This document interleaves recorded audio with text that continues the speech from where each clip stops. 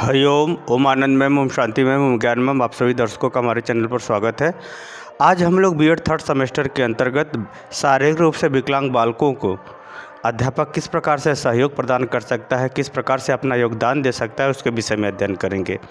सामान्य रूप से जो शारीरिक रूप से जो विकलांग बालक हैं,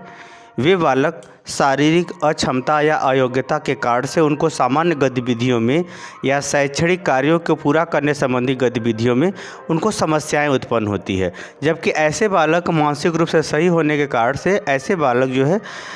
सामान्य लोगों के संग शिक्षा प्राप्त कर सकते हैं या शिक्षा प्राप्त करते हैं। रह गई बात विकलांग बालकों में जो बहुविकलांगता होती है, एक ही साथ कई विकलांगता होना, वह जो है थोड़ी समस्या उत्पन्न करता है। उसके लिए एक विशिष्ट अध्यापक और विशेष प्रशिक्षण के साथ उसे अधिगम कराया जाता है। परंतु आज इस हम लोग वीडियो के अंतर्गत हम लोग इसमें जो है जो शारीरिक रूप से हाथ से या पैर से विकलांग होने के कारण से जो है ऐसे जो शारीरिक रूप से विकलांग बालक होते हैं उनको जो है अध्यापक किस प्रकार से सहयोग प्रदान करता है, किस प्रकार से उन्हें जो है प्रोत्साहन देते हुए उनको शैक्षणिक गतिविधियों में अधिगम कराने में सफलता अर्जित करता है, उसके विषय में हम लोग चर्चा करेंगे। इसमें अगर हम लोग देखा जाए तो ऐसे बालक जो होते हैं, सामान्य रूप से जो शारीरिक रूप से विकलांग बालक होते हैं,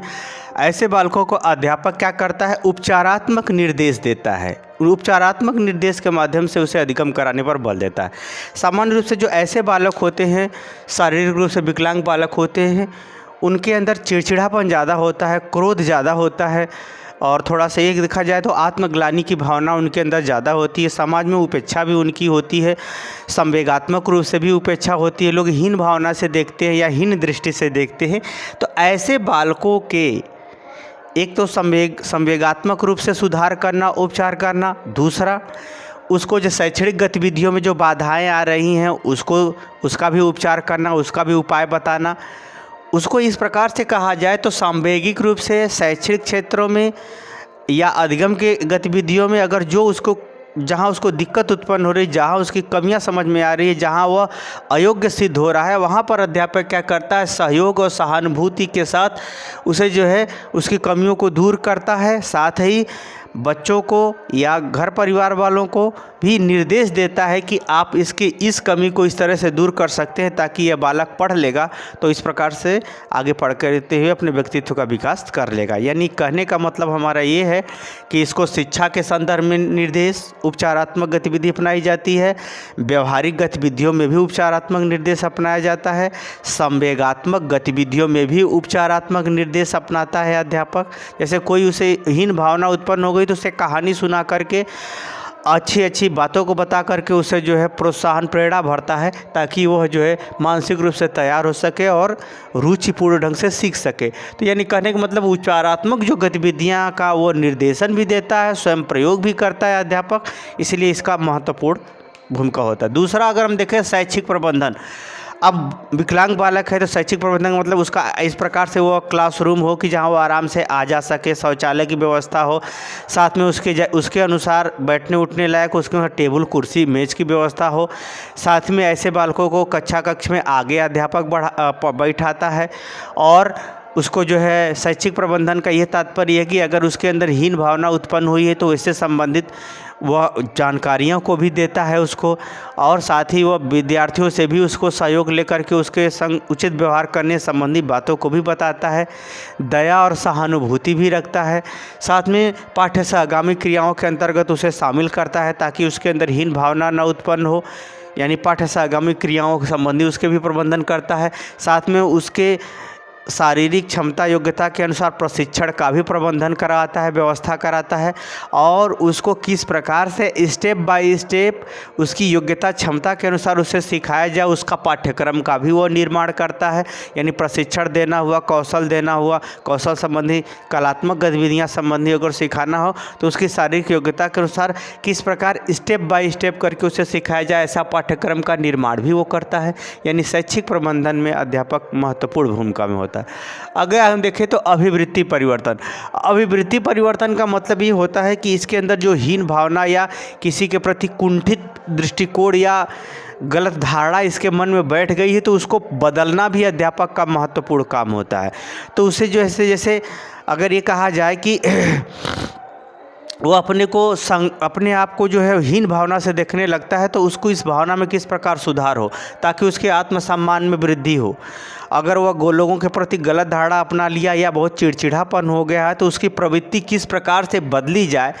उसकी गलत प्रवृत्तियों को किस प्रकार से सही प्रवृत्तियों में बदला जाए, यह भी कार्य अध्यापक संवेगात्मक रूप से बहुत ज़्यादा करता है और बहुत ज़्यादा उसमें सुधार करने का प्रयास करता है ताकि उसके अंदर गलत संवेग या कुंठा की प्रवृत्ति घटे और अच्छे संवेग और उत्साह प्रेरणा का जो गतिविधि वो बढ़े। तो इस प्रकार से अध्यापक जो है अच्छी आदतों के विकास के लिए भी उस ऐसे बालकों के लिए काफ़ी प्रयास करता है। यह भी इसकी महत्वपूर्ण भूमिका, क्योंकि जब आदमी अपने आप को छोटा समझने लगता है, अपने आप को हीन भावना से देखने लगता है तो फिर उसका विकास नहीं हो सकता। इसीलिए कहा जाता है कि वास्तव में गरीब वो है जो अपने को गरीब मान बैठा है, और गरीब वास्तव में वह है जो बुद्धि से गरीब है। जिसके पास बुद्धि है, शिक्षा है, वह गरीब हो ही नहीं सकता। इसीलिए जो है ऐसे जो गलत धारणा उसके मन में अपने प्रति बन गई है या समाज के प्रति उसकी बन गई है, उसको दूर करके उसे अधिगम कराने के लिए तैयार करना या शिक्षित होने के लिए तैयार करना, यह भी